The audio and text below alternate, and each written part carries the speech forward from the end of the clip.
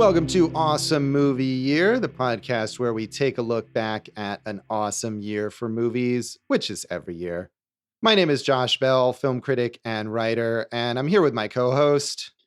I'm Jason Harris, comedian, filmmaker, cave dweller. I wonder, are you speaking very slowly there because this movie that we're about to talk about is very slow and long? It took a long time to get through. But you know, it's one of those movies that feels even longer. Yeah. All right. What movie is that? Well, in this season of Awesome Movie Year, we've been talking about the films of 1996, and that long, slow movie is the Best Picture winner of 1996, The English Patient. Not only the Best Picture winner, but 9 Oscars went to this film. I know. Had that ever happened before? Had anything ever won a 9 before? Oh, shit. I mean, I should have looked that up. It's possible. I don't know that it's a record, or it maybe was a record at the time, but has since been broken. That I'm not sure about. I feel like that's a failing on our part that we did not look that up. But even if it's not a record, we got Dave. He'll look at it. All right, Dave, producer Dave can find that out for us while we're talking. But I'll be working on it, guys. Thank you, Dave. But I mean, in the meantime, either way, if it's not a record, it's still up there with the most that any movie has won. It won Best Picture. It won Best Supporting Actress for Juliette Binoche, Best Director for Anthony Minghella.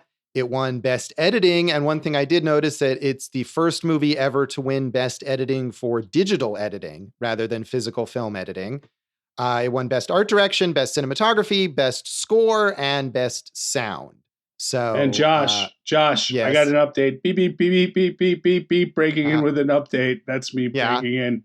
Ben-Hur won 11 Oscars in 1959. Titanic, which was the year after, won 11. And then Lord of the Rings also won 11. So. Okay. Yeah, I was thinking Lord of the Rings probably had beaten it. But so I guess this was not, there was one at the time that had done better. And then since then, it's been surpassed a few times. But still, I mean, I think most of the time it's a little more evenly spread out. And so a movie that wins 9 Oscars is pretty remarkable.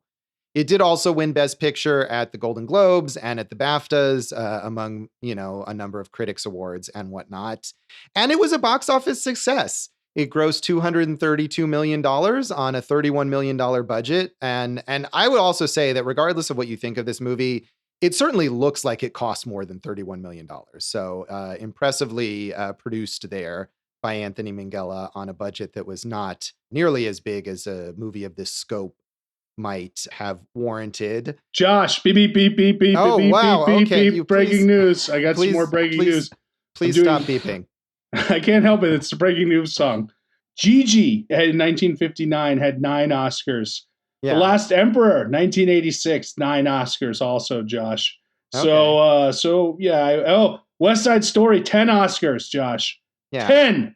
So so I was completely wrong with that. Jason's good at last minute research. But really good at beeping. Very good at beeping. And beeping. But 9 was a lot, and I do want to agree with you. Whether you like this movie or not, it definitely captures that sweeping wartime epic feel to it for a lower budget than we would assume.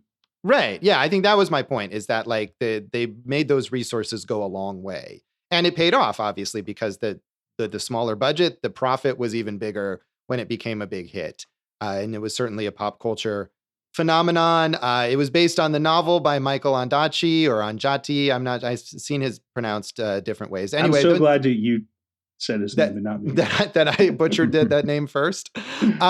And I mean, the novel also was like a bestseller and was highly acclaimed and was a big deal before the movie came out. So I think there was a level of anticipation from people who had read that book, who were curious to see how it would be adapted. And it was thought by many before this to be somewhat unadaptable in the way that it was structured. So the movie was a big deal. It's a sweeping historical epic set during World War II, during the end of World War II, starring Ralph Fiennes, Juliette Binoche, Kristin Scott Thomas, Willem Dafoe, Colin Firth, quite an all-star cast as well. Yeah. At the time. The one thing I wanted to say about the book is when I was researching it, and that one of the anecdotes about it is that Anthony Minghella read the book in one sitting And when he looked up when he was done, he didn't know where he was. It just kind of had that effect on him. So yeah, I guess it was very absurd. For a second there, I thought you were going to say that you had read the book in anticipation of this podcast, which I would have been very impressed with. But. No, I am reading another interesting adventurer book at the moment, The Lost City of the Monkey God. That's pretty cool. All right. Well, maybe it'll be adapted into a movie and we'll talk about it someday. There's no romance in it, but there is a lot of swashbuckling adventuring into the jungle, not into the desert in this one. Oh, all right. Well, there's some adventure in this movie, I think we can say. I agree. Yeah. So this movie was heavily critically acclaimed in addition to its awards and its box office success. It got 2 thumbs up from Siskel and Ebert, and Gene Siskel had it at number 4 on his list of the top 10 movies of 1996. Roger Ebert, in his review, said, "Backward into memory, forward into loss and desire, the English patient searches for answers that will answer nothing. This poetic, evocative film version of the famous novel by Michael Ondaatje circles down through layers of mystery until all of the puzzles in the story have been solved, and only the great wound of a doomed love remains. It is the kind of movie you can see twice, first for the questions, the second time for the answers." I don't know if I'd want to sit through this again. Hey, Josh, that was real nice. That was real nice the way you read that. Well, thank you. It's kind of a lyrical review. I was trying to convey that sense of airiness that Roger Ebert is going for here. Yeah. So yeah, he got swept up in the throwback nature of this epic wartime film, and he wasn't the only one, as we know. Yeah, that's true. And he didn't. I don't know if it's in any of the quotes I have, but a lot of people compared it to stuff like Lawrence of Arabia and Dr. Zhivago, these very long, very big wartime epics. I haven't actually seen either of those movies. Yeah, no one compared it to Ishtar. No one compared it to Ishtar. That's true. Janet Maslin in the New York Times said, and she was a little critical. She said, "In exchange for a sharp central story, or even one that is easily described, the film offers such indelible images as cave paintings of swimmers in the desert, a sandstorm of mysterious and prophetic fury as Almashi and Catherine are thrown together." Those are the characters played by Ralph Fiennes and Kristin Scott Thomas. "And the English patient's great treasure, a well-worn, memento-filled volume of Herodotus. Even without that book, the film's reverence for history and literature would be very clear." I think reverent is a good word for this movie. It feels very respectful of, it's like the movie equivalent of like a dusty book in the library or something like that. Merchant Ivory presents The English Patient. Yeah, it was not a Merchant Ivory movie, which there were plenty of those in the 90s. That was kind of their heyday. But it does have a similar feel to some Merchant Ivory films. Right. That was why I said it, Josh. I just, wanted to be clear that it isn't actually a Merchant Ivory movie, but no, you're absolutely right. It has a similar sensibility. And one critic who was somewhat negative, Todd McCarthy in Variety, said, "Long, involving, and rather parched emotionally, The English Patient is a respectable, intelligent, but less than stirring adaptation of an imposingly dense and layered novel.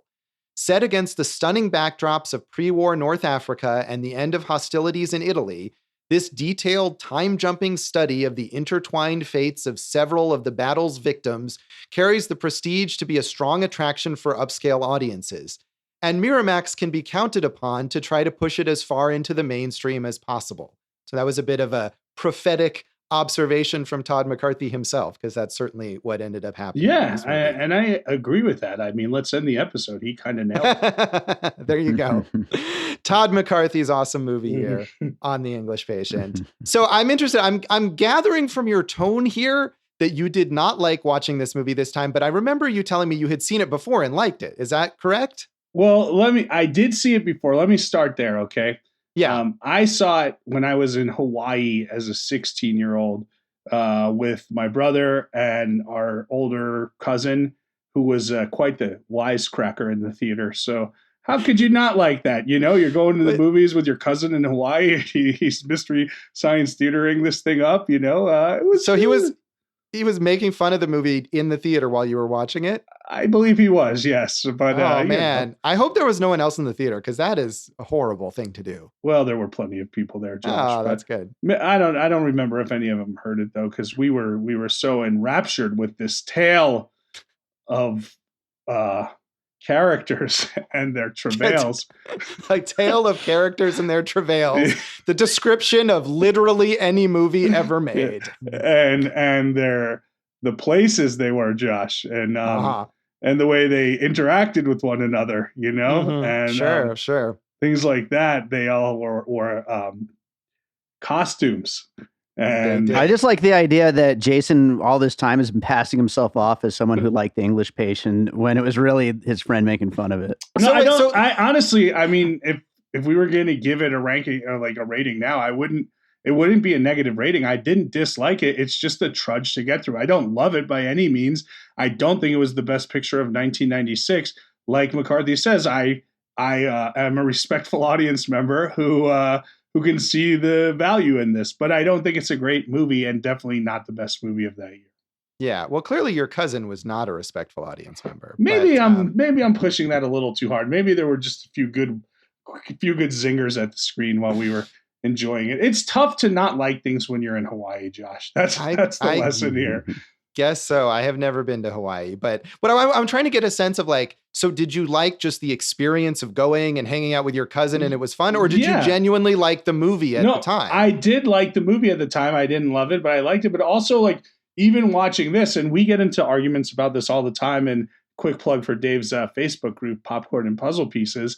I am an advocate of all the streaming services, but I do think this film is a much better watch on the big screen, the way it looks, the way, the sweeping nature of it. Like, I think you need the big screen for that with a lot of pee breaks. But I did like it at the time. I did, because I would remember when you watch something this long, you would remember disliking it. Yeah. I agree with you that, and I didn't see this movie in 1996 for whatever reason. I'm sure I had heard of it, but I never watched it. And so I just watched it at home recently, and watching it at home, I thought I would have liked this movie a lot more if I watched it in a theater. Like, this is the kind of movie that you should get to see in a theater. So yeah, I agree with you there. And yeah, I didn't know anything. I don't think I even knew what this movie was about. I think if you had asked me what it was about, I would have said, it's about 3 hours. It's about, there you go. I thought you Sorry, were I was saving that one up and I just had to throw it in there somewhere. And I would say it's about characters and their travails. Right. Their interactions and the places they go. Yeah. Dave, did you get to see this in a theater? As you're the big theater guy. I know, and I agree with you guys. This would have been a lot better in the theater, but I enjoyed it. It was my first time seeing it. Yeah. Good for you. What are you eating? Dave's eating while we're doing this podcast. Sorry, guys. I haven't eaten anything in quite a while. I'm eating a keto peanut butter cup. I was not that far off, Josh, from the Raisinets. You were very, very far off, but that's okay. You're in the theater. You got your popcorn. You got your Raisinets. You mix them together. That's a nice little trick. You got the English Patient and all those kind of stunning vistas of the desert. You can see how it's an enjoyable big screen watch. Yeah, I think so. Vistas. That's definitely a good. I'm honestly like that is exactly what this movie has going for it. Is a lot of vistas. I did make myself popcorn for this, by the way. All right. Yeah, that helps. Yeah. Maybe that was our mistake. We didn't make popcorn this time, and we would have enjoyed it more. If we had. So Josh, you didn't like it. We'll get to that. I didn't like it as much as the first time, but let's give a little more background. Time magazine said it was the best film of 1996. It's ranked 56 in AFI's 100 Years, 100 Passions, which I disagree with. I don't think that love story was that epic as much as they made it out to be. And British Film Institute, top 100 British films, number 55. So those are some things. Yeah, those are some things. And I think it still has a decent reputation. And I wouldn't say that I disliked it. I think like you, I didn't dislike it, but I definitely didn't love it. And I thought it had plenty of flaws, but we can talk about all those flaws when we come back and get into our general thoughts on The English Patient.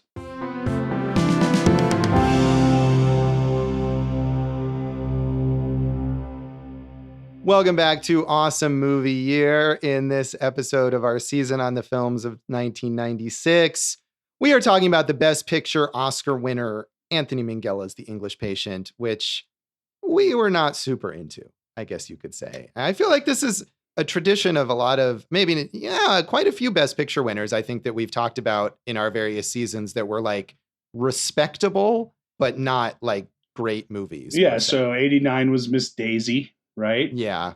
And 2007 was something. I don't remember.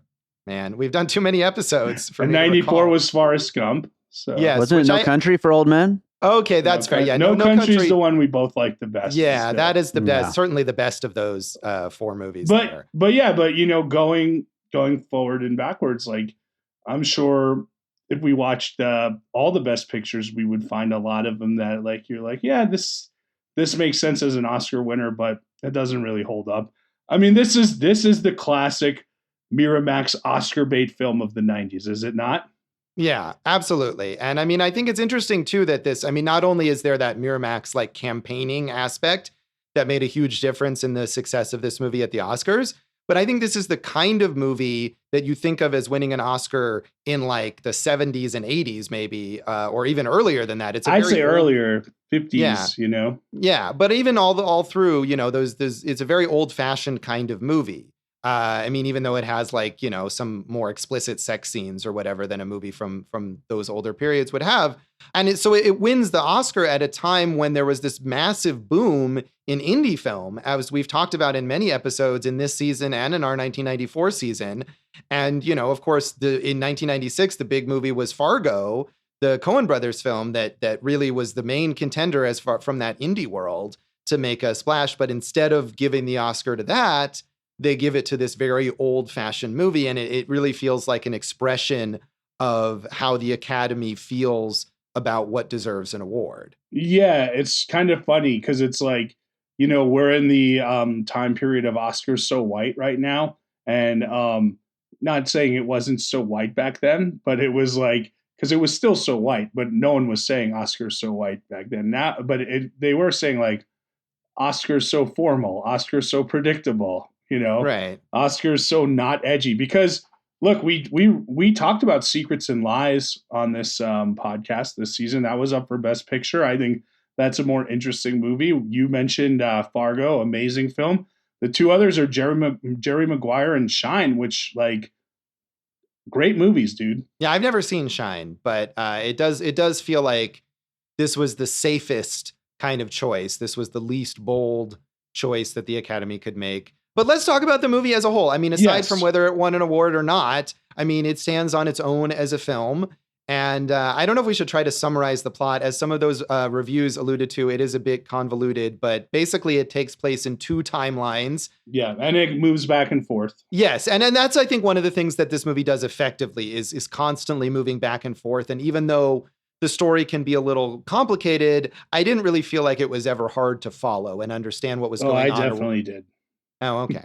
Well, anyway, it switches between these 2 time periods. The sort of later period is at the end of World War II in Italy with Juliette Binoche as this French-Canadian nurse, Hannah, and she comes across the English Patient, played by Ralph Fiennes, who has been severely burned in a plane crash, a plane that he was flying shot down, and he's got memory loss, and she decides that she's going to take care of him, and she sets up in this like abandoned monastery so that she can nurse him because he's so severely injured, and some other people show up.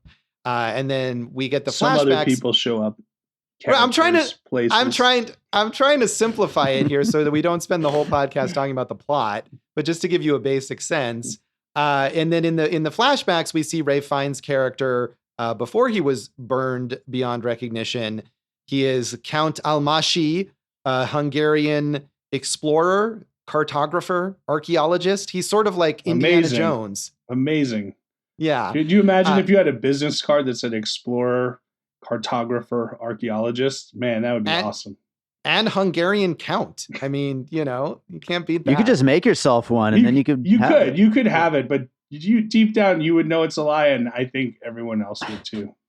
Probably, yeah. So he is exploring the desert in the the Egypt Libyan, and Libya. the border on Egypt and Libya. Yeah, and staying in Cairo a lot of the time, and he encounters this woman, Catherine, played by Kristin Scott Thomas, who's there with her husband, played by Colin Firth, who is a benefactor of the expedition, and Almashi and Catherine start a torrid affair. And I didn't find it that torrid. I found it a little torrid, but not that torrid. But more tepid than torrid. It was in between. If there's like an in between of tepid and torrid that starts with a T, like then I'm there. You know. All right. Torpid. Torpid? No, that is a word, I think, and that would be also negative. So no, not quite. But good job inventing a word that already exists. Lugubrious. That's also a word. Yeah, I know, Josh. Thank you. You could argue that this movie is a bit lugubrious, but I did feel like there were some love scenes in this movie that did capture the passion of their affair. I mean, there is the scene, I think is the first sex scene between Almashi and Catherine, where she shows up and he's lying in bed, he's been sleeping, and she shows up in the doorway kind of radiant looking in this white dress, and he literally like tears her dress off and they start going at it. Yeah, but you missed the best part of that, is that before that happens, she slaps the shit out of him. And that too. You know, that kind of sets up this passionate love-hate affair, I would say.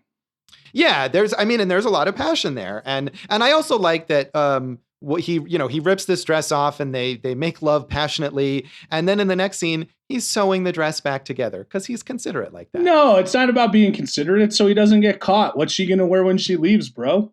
Well, or that too. But I just thought that was a nice little detail. So I did think there's some effective romance in this movie, even though it's sort of surrounded by a lot of other stuff that is less effective, and because the movie is so long, it just all feels very stretched out. Yeah, I think what you're talking about there, that scene, and then you see Almasi in the bath, and Catherine joins him, and again, like, they're talking to each other affectionately, but then at the same time he's saying stuff like, when this is over you should just forget me, stuff like that. There's definitely this realization that maybe this can't happen outside of this situation, and that it shouldn't, and like there's a bit of hatred they have towards themselves and towards this romance, which I think heightens the whole thing. But then again, she and her husband Jeffrey, as you mentioned, Colin Firth, like as Jeffrey says, he's basically known her since they were kids. They were like brother and sister,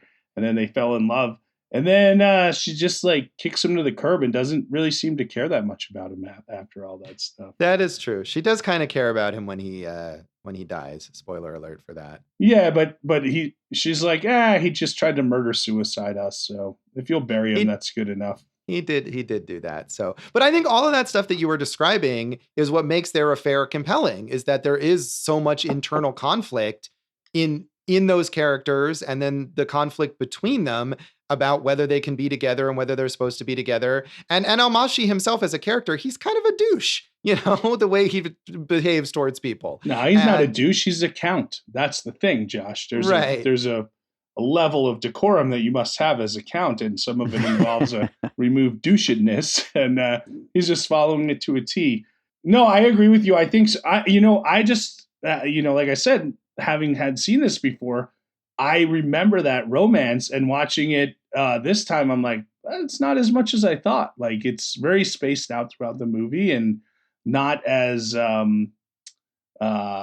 singular as I had thought the movie was. Yeah, this movie is known for being a sweeping romance, and there's a lot of other stuff in it that is not as interesting, certainly. I agree with you there. I will say, though, the fact that Almashi is a count, I think, is what allows him to be a douche, is because he's an aristocrat and he's used to just treating people however he wants. That's what I'm telling you, Josh. I'm agreeing with you. I'm saying he has to be somewhat douchey because of his title, Otherwise he wouldn't be counting correctly. So yeah, Count Douchula is what he is. Yeah, that's a terrible pun. No, it's not good, Josh. No, it's not. We'll strike that from the record. But there is a secondary romance in this movie, in the sort of later day, the framing scenes between Juliette Binoche's character Hannah the nurse and Naveed Saeed Andrews. from Lost. Saeed from Lost. Yes, Kip is his name. He is an Indian officer in the British Army who is tasked with bomb disposal. And they have a nice, less douchey, less conflict-filled romance, even though they also ultimately decide that they probably can't be together. And that I felt was a little underdeveloped. I would have liked to see more of that. Underdeveloped, but it does have one of the best scenes of not only this movie, but one great scene in cinema, which is where Kip takes her to I was it an abandoned church, I guess, in the village. Think it's a church. Yeah. And there are all these frescoes on the wall, all these beautiful paintings, and he set up like this kind of rigging device so he can lift her in the air like she's in Cirque du Soleil, and he gives her like a flare, a sparkler, whatever it is, so she can hold the light up to the wall and see these paintings close up as he's, swooping her throughout the room. And I thought that scene was pretty brilliant. That is a really good scene, and it gives you a good sense of their connection and what they both care about and why they are drawn to each other. So yeah, that's a good scene. And I feel like there's effective romantic moments between Almashi and Catherine as well. The scene where there's like a Christmas party and he's sitting inside and she's out there with Jeffrey, who's dressed as Santa Claus. And he tells her to pretend to kind of have heat stroke so she can go inside. And he says something like, "If you swoon, I'll catch you." I mean, that's a great romantic line. Come on. Santa Claus, more like Santa Cuck, right? Because he got cuckolded. Boom. He did. My point is this. I actually think the best, I know. Yeah, you're alluding to these later romance scenes. And that was after they had called it off. And he, I can't breathe without you. I can still taste you, he says. He says that to her often. But I think one of the best scenes of their romance and of the entire film is when they're staying, in the desert waiting for like a supply run or something, and a sandstorm comes and they get trapped in this Jeep together. And it's just the two of them trapped in this Jeep overnight. And you really see kind of the romance bud there, and not in a sexual way, but in an intellectual way, I would say. And I thought that scene was quite good and really set up the rest of the passion of the movie. Yeah, I agree. That is a very good scene. And that's a more tentative. He's kind of putting his arm around her and brushing her hair and stuff. And you see they're going to kind of finally acknowledge this attraction that they've had toward each other. So yeah, I think there's a lot of effective romance. The problem is that it's just surrounded by a lot of other stuff that slows things down and is not as effective. I mean, the whole subplot with Willem Dafoe's character, who's had his thumbs cut off and blames Almashi for this in some way. And it's this big mystery, and the big reveal of it is really kind of underwhelming. I mean, I love Willem Dafoe. He's a great actor, but I feel like that whole subplot was pretty useless. And I love Juliette Binoche too, and she won an Oscar for this movie, but I feel like Hannah also is really underdeveloped, and her romance with Kip is underdeveloped in a way that you want more of it, and you just don't get that. I agree with you on Hannah. I don't agree with you on Caravaggio, the Willem Dafoe character. You liked him? I mean, I like Willem Dafoe. I'll watch him do anything, Sure. So, but I do think he helped, one, jog Almashi's memory, and two, gave a different storytelling device to Almashi, like a reason to recount these things. So, and I also don't think that that last reveal was not worthy of that final reveal. I thought it was good and effective, actually. Yeah. I mean, you're right. He gives him a reason to tell his story, but I think that's one of the problems with the whole Italy storyline is that too many of the characters feel like they are there just to give Almashi a reason to have flashbacks. Yeah, you might be right. You might be right on that. Okay, thank you. But Almashi, we keep saying, hey, that's Ralph Fiennes. I think Ralph Fiennes, quite a performance here. Yeah, I thought his performance and he was also, we should say, he was nominated for an Oscar, but he didn't win. And his performance as burned Almashi, I thought was maybe a little overdone at times. The raspiness and the really I kept thinking of Gary Oldman in Hannibal, where he plays Mason Verger, who's the severe, I don't know if he's burned or just severely disfigured villain who wants to capture Hannibal Lecter and feed him to his pigs. And that was not the vibe I think that they were going for. And I saw some other commentators, I think on Letterboxd saying that this reminds them of later Ralph Fiennes when he played Voldemort in the Harry Potter movies. So I thought he was great in this, but No, he is very good, and I think he's very good in the flashbacks. I think in the later scenes when he's the burn victim lying in bed, he maybe overdoes it a little bit. And part of that is just because the flashback stuff is so much stronger overall. Well, he's very charismatic in those flashbacks, and like we said, there's such a sex appeal with him and Kristin Scott Thomas. So I could see where you would just be like, I want to keep watching that. I mean, that's the adventure part of this movie and everything, the exploration. I just want to say he did not win the best actor that year, but I honestly don't think there's ever been a stronger best actor nomination year than 1996. Jeffrey Rush won it for Shine. You had Ralph Fiennes here for The English Patient. You had Tom Cruise for Jerry Maguire. You had Woody Harrelson for The People versus Larry Flint, and you had Billy Bob Thornton for Sling Blade. Like, it's home run after home run on that one. Any one of them was worthy of it, I think. A lot of people doing funny voices in that category, really. It was a great year for funny voices, Josh. Funny voices in serious roles. No, you're right. I still, like I said, I haven't seen Shine, so I can't comment on Jeffrey Rush in that, but certainly those other performances are very good. And I'm not saying that Ralph Fiennes isn't good in this movie. I do think there's a bit of overacting in those Italy scenes. But part of that is the tone. Like we were saying, this movie is very old fashioned and it's big in every way. It's long. It's got these vistas, as we said, and the performances go along with that. So this movie is very much in that kind of classical mode, and it's about passion and outsized emotions. And then the acting goes along with that. Yeah.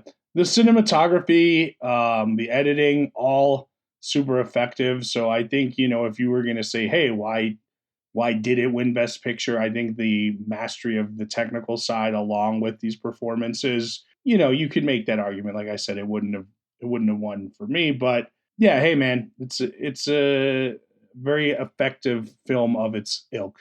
Yeah, I think we should definitely give props to the editing. Walter Murch, who is of course a renowned editor, is the editor on this film. And I thought, especially because it has to switch back and forth between time periods so frequently, again, for me, it didn't feel like it was hard to follow, and the editing really flowed well. And I think he even consulted with Michael Ondaatje about how to structure that as an editor. So I thought that worked well, but I guess maybe it was you had trouble following it at times. I didn't have trouble following because of the edit. Like I got, hey, we're in this time period or this time period, which Murch said they created like over 40 time transitions. And as you had mentioned, it's the first film to ever win the editing award for being digitally edited. So I just think there were so many little bits of this story that like sometimes I'm like, wait, is that Maddox or is that this guy or is that guy? And it's like there was just a lot to keep track of at all points in time in this film. There is a lot, and I feel like there is a lot that's kind of superfluous. Like even Maddox, who is Al-Mashi's kind of like best friend, is a character who doesn't really, I mean, he does a lot of things, but yet nothing that he does is really relevant or important. So there is that. And again, that was kind of how I felt about Willem Dafoe's character, is like, oh, he's so mysterious and whatever. And then he just kind of doesn't amount to much of anything. Yeah, maybe he should have tried to kill a burn victim who can't move from bed. That's a fair point, Josh. That would have been something. So, I mean, and there's also Kip, Naveen Andrews. He has his like associate, his fellow office bomb disposal officer guy who has like a tragic death at one point. And I felt like we didn't know enough about that guy to care about his death. Although there is a good suspenseful sequence where Kip is trying to defuse a bomb and all these American tanks are like rumbling over a bridge above him in celebration of the war having ended. And it causes this bomb to activate and nearly explode. And this isn't a movie that's really about suspense, even if it has adventure and stuff like that. But I thought that scene was pretty effective. I agree, because they really set it up with this idea of everyone that Hannah loves ends up dying. So this just seemed like he was going to die. And I did think that was suspenseful and effective as well. Dave, what did you think of the movie?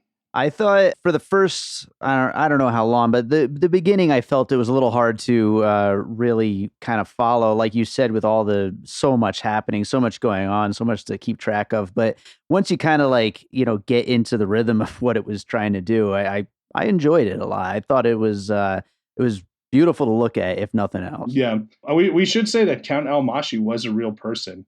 and he did discover the Cave of Swimmers in like the 30s. So yeah, this is a fictional account, but hey, that's kind of cool.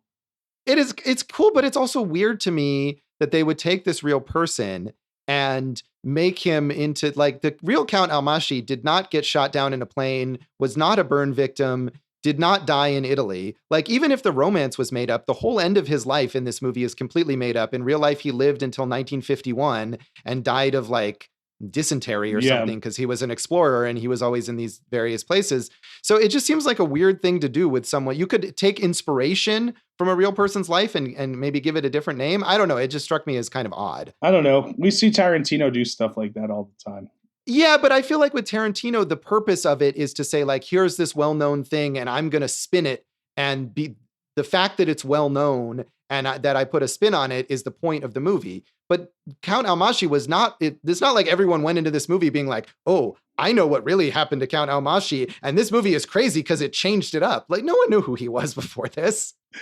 Also, I had read that he was gay in real life. So sweeping romance with Kristin Scott Thomas, Catherine, or any other woman, probably unlikely. And maybe he was bisexual, but probably unlikely to happen.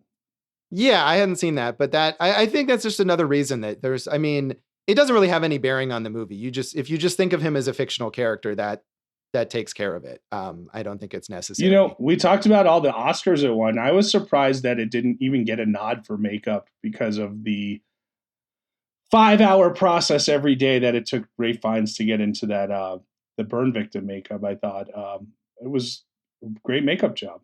Yeah, by Jim Henson's Creature Shop, actually, were the people responsible for the prosthetics in this movie. Yeah, I don't know why that is. Maybe because he's the only, otherwise all the other characters just, look like normal people. And maybe the Oscars for makeup it's one of those categories where things get nominated for having like the most in addition to just the best, and I don't know what won that year, but it was a more Nutty special Professor. Effects. There you go. So something where there's a lot more prosthetics. And also a movie that is, dramatically much more satisfying, of course. Hey, I like the Nutty Professor, the original one. Hey, we always like to talk about alternate casting here, Josh. On you love that. What do you got here? I do. For us? Okay, so the big one was apparently nobody liked Willem Dafoe. What the heck? They were always trying to recast him. And the names, like the original one, I guess he was offered the part and turned it down, was Bruce Willis. Yeah. I mean, he could have been fine. I think he would have been fine. Sean Connery was in talks to do it, and then just, I guess, either dropped out or didn't do it. Sean Connery is much older than Willem Dafoe, I think. That's a weird difference.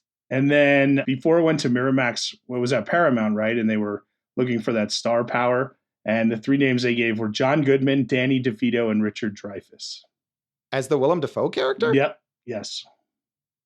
All right. Interesting choices. Those are terrible ideas. No, they're not terrible ideas. I think they're all quality actors. The terrible idea. Let me give you the terrible idea, Josh. Oh, please. Which was when they were looking for star power. Instead of Kristin Scott Thomas as Catherine, Demi Moore. Yeah, that is a much worse idea than her husband at the time to play Willem Dafoe's character. I'm trying to imagine Demi Moore. I'm sure she has at some point, but I don't think I've ever seen it. Imagining her doing like a British accent and the Scarlet Letter, maybe. Oh yeah, that's possible. I've never seen that, but yeah. And the 90s wasn't this around the time when she was doing like striptease? I think it was the same year, right? This was the same year. I think so. And so she was trying to be all like provocative and whatever. So maybe she would have been, pushing for more sex scenes or something. I don't know. It sounds like a bad idea. I'm glad they didn't go with her. Yeah. Well, this has been alternate casting here.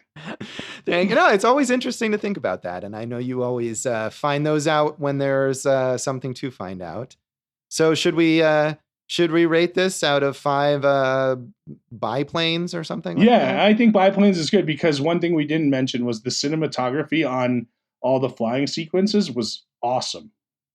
It was. And that's another moment where I think it would have been great to see this movie on a big screen. You would really be able to appreciate that better. Yeah, that attempted murder-suicide by biplane, I really brought me back to North by Northwest, the way that was shot.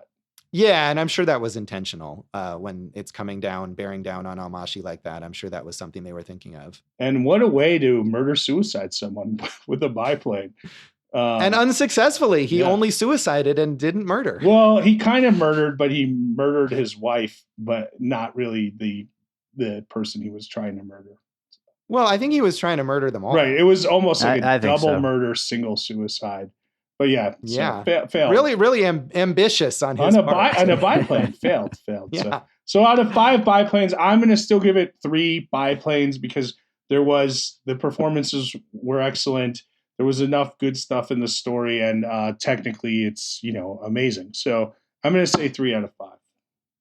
I'm going to agree with you on everything that you just said. 3 out of 5, great performances, technically impressive, just too much other stuff. Yeah, I agree. So, Dave, what do you want to rate it? I'm gonna stick with you guys with another 3 right here. All right. Well, nice when we can all agree about something. Yeah. Such a genial podcast. Feels good. That we have. This feels really good, guys. All right. So we'll come back then and talk about the legacy of The English Patient.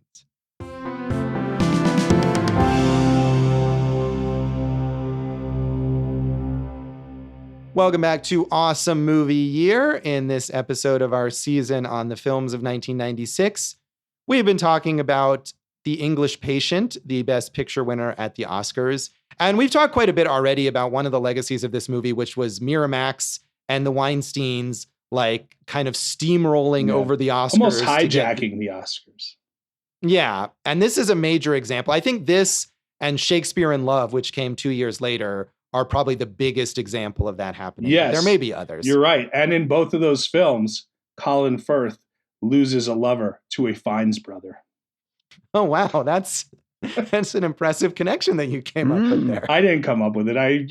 You look up the trivia on this stuff. So. Oh, yeah. All right. Yeah. But yeah, I mean, this is a movie that on the one hand, I feel like as opposed to Shakespeare in Love, which is in 1998, when Shakespeare in Love won Best Picture, it won over Saving Private Ryan. And Saving Private Ryan is like the quintessential kind of movie that you think would win an Oscar. So that was a big upset. But with this one, even though maybe people were hoping or expecting Fargo to win, I think in that case, Fargo winning would have really been the upset, because this is, in addition to its Miramax backing, is really the kind of movie that you think of as an Oscar winner. I think so. I just think, dude, if Jerry Maguire had won or, Shine had won, I could see any of those 3 coming. I just think, you're right. This does have that Oscar bait to it. But I think really the only one that would have surprised me is Secrets and Lies. Yeah, which, I mean, and we had that whole episode and we both really liked Secrets and Lies, but that does seem like a little too challenging maybe for the Oscars. But the Miramax was definitely in the 90s and probably through the early 00s was really a dominant force there at the Oscars, getting kind of strong arming some of their movies. Right. And I think the thing about Saving Private Ryan is it was also up against at least 3 other war movies, if you want to say it straight. It's Saving Private Ryan, Life is Beautiful, The Thin Red Line. So you almost wonder if those kind of canceled each other out. Yeah, that's possible. I mean, we never really know exactly the little logistics of why it happened, but that was certainly a much more surprising upset. I mean, I think going in, and I don't remember if I watched the 1996 Oscars, but I think going into that year, The English Patient was clearly the movie that people expected to do very well, and it did. Whereas in 98, I think people all expected Saving Private Ryan to win. And so that was a bigger surprise. Yeah, I agree. So, and this was also a big boost for Anthony Minghella, who had made a few other movies before this that I have not seen. But after this came out, he was obviously a hugely in demand, major auteur figure.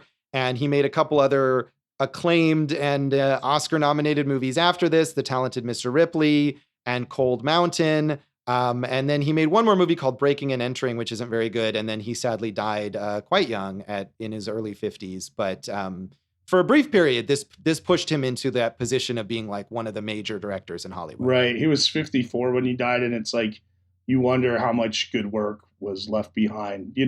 Obviously we obviously know it's sad that he died as a person, but as an artist, there's probably a lot of good work that could have been done as well. Yeah, I think so. And I mean, to me, I haven't seen it in a long time, but The Talented Mr. Ripley, I think, is just a fantastic, like, amazing movie. Cold Mountain is okay. I And I didn't think like maybe Cold Mountain. yeah, it might be another one of those Miramax. I don't know if it was Miramax, but it probably was that they pushed into the awards conversation. And he maybe got pushed into that box of making those awards bait movies. And if he had been able to continue on, then yeah, I think you're right. He could have had something else in him and could have done something more adventurous, or maybe done another big scale movie that was a little more distinctive. Yeah, personal.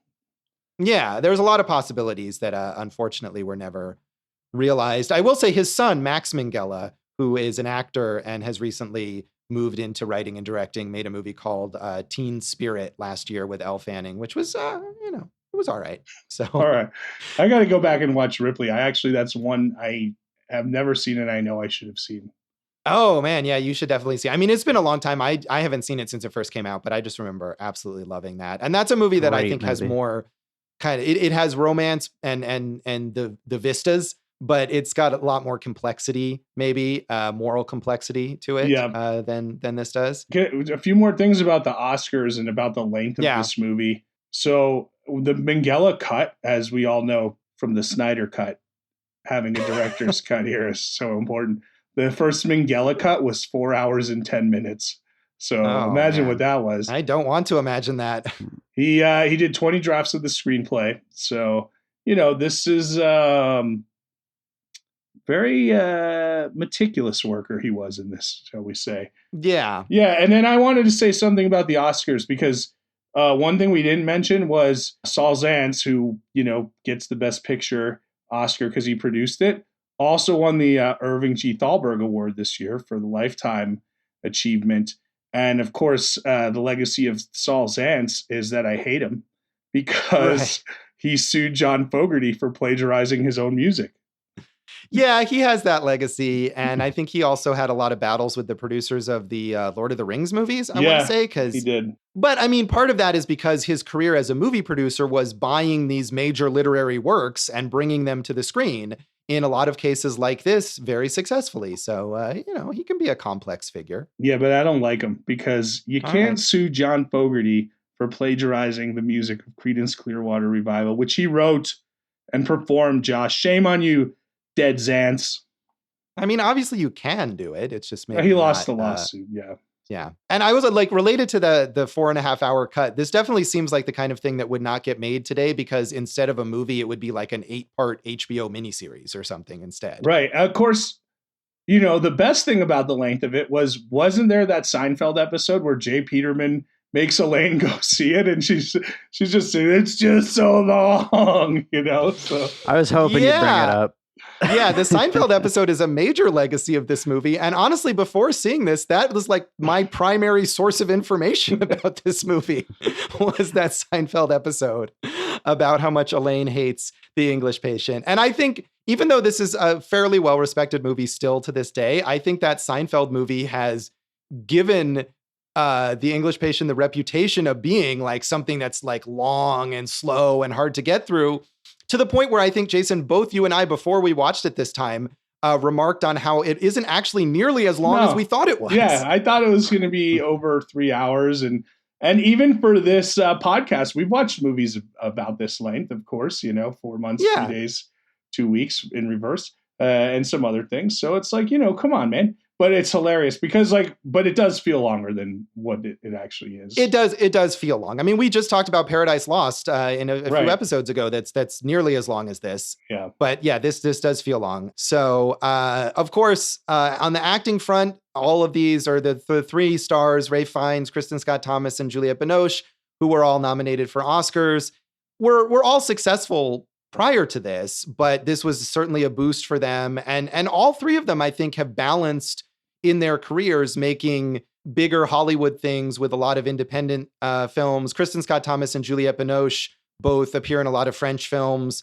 And Ralph Fiennes, goes from starring as Voldemort in the Harry Potter movies to doing a lot of more challenging, smaller work. So it seems like they all 3 of them parlayed their Oscar success into strong careers after this. I think the fact that they can work in, to quote unquote, American film industry and the European film industry really affords them a lot of opportunities. Ralph Fiennes and Kristin Scott Thomas have appeared in a number of films together, including one before this and a couple of after. And 2 fun facts I saw while researching were both Willem Dafoe and Ralph Fiennes played Jesus. So that's fun. Ralph Fiennes in the Miracle Maker, Willem Dafoe, of course, in The Last Temptation of Christ. And let's not forget, they were both on screen in the Grand Budapest Hotel. Mm-hmm. Those facts are really not that fun. Dave, were they fun? You know what? I had a great time. Here, Josh, I got one more fun one for you. Talking about the Oscars, where we know this baddie won 9 of them, right? When Andrew Lloyd Webber won for Best Original Song, "You Must Love Me, Evita," he said on stage, "Thank heavens there wasn't an original song in The English Patient," is all I can say. I like that. Yeah, that is certainly one of the better things that Andrew Lloyd Webber has ever created, was that line from the Oscars. Was that a fun enough fact for you, Josh? That was fun. Hey, one other thing. We mentioned, give me Michael's name there, the author, the last name. Ondaatje? Oh, Michael Ondaatje, yes. Yeah, and you kind of had alluded that he and Walter Murch had these conversations about how to edit this. There is a book that Ondaatje wrote, The Conversations, Walter Murch and the Art of Editing. And, Murch, legendary editor, Godfather, Apocalypse, The Conversation. So, probably worth reading. Probably, yes. And I was interested because this was such a big movie, such a successful movie, and the book was so successful. I was sort of surprised to see that none of his other novels have been adapted into films or TV series, including a novel that he wrote that features both Hannah and Caravaggio as characters that takes place before The English Patient. But none of that stuff. I'm surprised. I mean, and in this era of all of these big miniseries adaptations, I could absolutely see one of his books eventually making its way to like Netflix or Hulu or something like that, but it has not happened yet. Yeah. I think we should also just mention, as you briefly did, Naveen Andrews, Saeed on Lost. Come on. I know. I love it. We none of us were happy with the way Lost ended in retrospect, but Saeed was a very good character. He was good. And I had always thought of Lost as like his big break. And I didn't realize he was in this movie and has a very substantial role in this movie. So it was nice to see him. And he's worked steadily on TV. He hasn't, become a big movie star or anything. But in addition to Lost, he's been a regular on a number of other TV shows. And he's a steadily working actor and maybe kind of an underrated actor. I think so. I think that's fair, Josh. Yeah. So any other thoughts on the legacy of this film? I got none. Dave, any? No, not really. I think we covered it. Leave John Fogerty alone. He's a legend. That's the ultimate lesson of The English Patient, is leave John Fogerty alone. Let him be. Support him, bask in him, enjoy him. He's a legend, man. Josh, we've seen Fogerty together, haven't we? Twice, at least twice, I think. Yeah. I'm not speaking ill of John Fogerty. He's great, very talented. Yeah, we love John Fogerty here on Awesome Movie Year. Not relevant to The English Patient, though, but that's a great thought to wrap up on. And that's The English Patient. And that's this episode of Awesome Movie Year. You can follow us on the social media. Yeah, I'm at John Fogerty Fan 1. No, that's not true. Jason Harris Comedy on Facebook and Instagram. J Harris Comedy on Twitter. GoForJason.com. Wow, you're going to love it. We're at AwesomeMovieYear.com, Awesome Movie Year on Facebook and Instagram, and Awesome Movie Pod on Twitter. You can find me at JoshBellHatesEverything.com, at Josh Bell Hates Everything on Facebook, and at Signal Bleed on Twitter. And listen to our producer, David Rosen's awesome podcast, Piecing It Together. You can find us wherever you listen to this great podcast and follow us on social media at Piecing Pod. What do we have for our next episode, Jason? Well, should I turn it over to Dave? Oh, yeah, let's do that. Dave, what's on our next episode? Is it time for my pick again? I think it is. I'm excited. We're going to let you out of the basement. We're going to open your cage and allow you to pick a movie. And if we're wrong, we're going to do it next time anyway. So it's your pick, Dave. Well, I'm excited to revisit this one. I haven't seen it in a long time. It is Peter Jackson's The Frighteners. And I'm really looking forward to watching it again. Peter Jackson, director of Lord of the Rings, produced by Saul Zaentz, dickhead who tried to fuck over John Fogerty. Screw you, Zaentz. Tune in next time for more discussion of John Fogerty and The Frighteners. Thanks for listening to Awesome Movie Year. Thank you for listening to Awesome Movie Year. Make sure to follow Awesome Movie Year on Facebook, at Awesome Movie Pod on Twitter, and at Awesome Movie Year on Instagram. And if you like the show, review us and rate us with 5 stars on Apple Podcasts.